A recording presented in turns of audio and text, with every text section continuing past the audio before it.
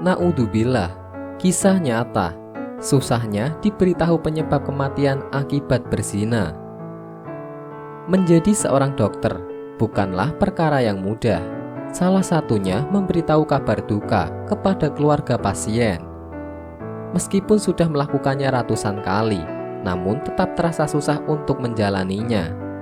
Seorang dokter dari Malaysia, Kamarul Arifin Nur Sadan, berbagi kisah di mana pasiennya meninggal karena serangan jantung. Namun kisah sebenarnya di balik kematian pasien itu membuat Kamarul lebih susah untuk memberitahukannya kepada keluarga pasien. Berikut kisahnya.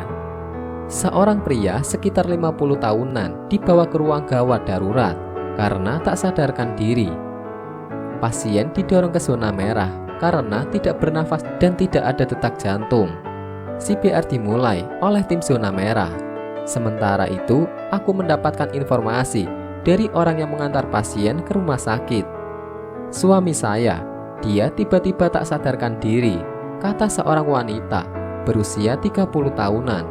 Mukanya cemas, nafasnya kencang. Aku bertanya, apa yang dilakukan suaminya sebelum tidak sadarkan diri? Apa dia mengeluh sesuatu? Tanyaku lagi. Tidak berbuat apa-apa, hanya duduk saja. Tiba-tiba dia mengeluh dadanya sakit. Setelah itu roboh, katanya. Aku mencoba menebak, suaminya mungkin mengalami masalah dengan jantungnya. Tapi wanita itu mengaku tidak tahu. Saya cuma tahu dia punya darah tinggi. Suami saya baik-baik saja kan, Pak Dokter? Tanya wanita itu dengan wajah risau. Kondisi dia gawat, kami sedang mencoba menyelamatkannya. Ada informasi lain yang ibu ingin beritahu kami.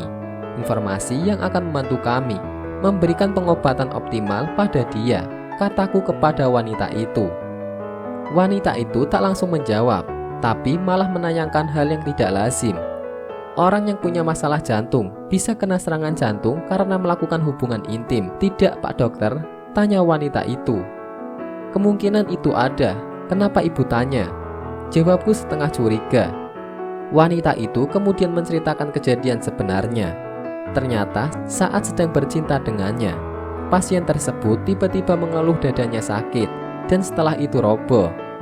Setelah mendengar cerita wanita itu, aku masuk kembali ke zona merah dan melihat prosedur CPR terhadap pasien itu baru saja dihentikan.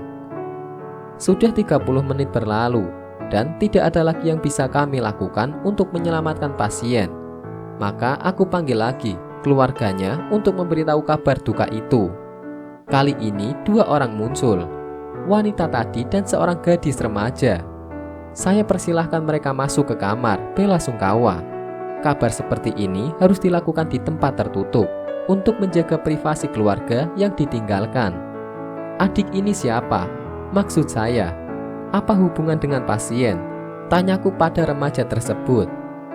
Anak, sebentar ya dokter, saya mau panggil ibu saya di luar, balasnya. Dalam hati aku merasa bingung. Ternyata aku keliru. Menyangka wanita yang mengantar pasien adalah istrinya. Tetapi rupanya kekasih gelap pasien.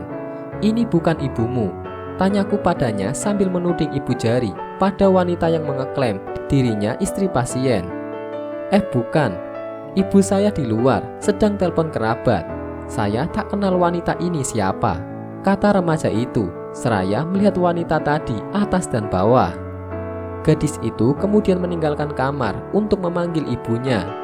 Setelah ibu remaja tadi masuk, aku menjalankan tanggung jawabku untuk menyampaikan kabar kematian pasien tersebut. Tentu saja, aku tidak menceritakan penyebab sebenarnya dari kematian pasien yang meninggal setelah bercinta dengan kekasih gelapnya.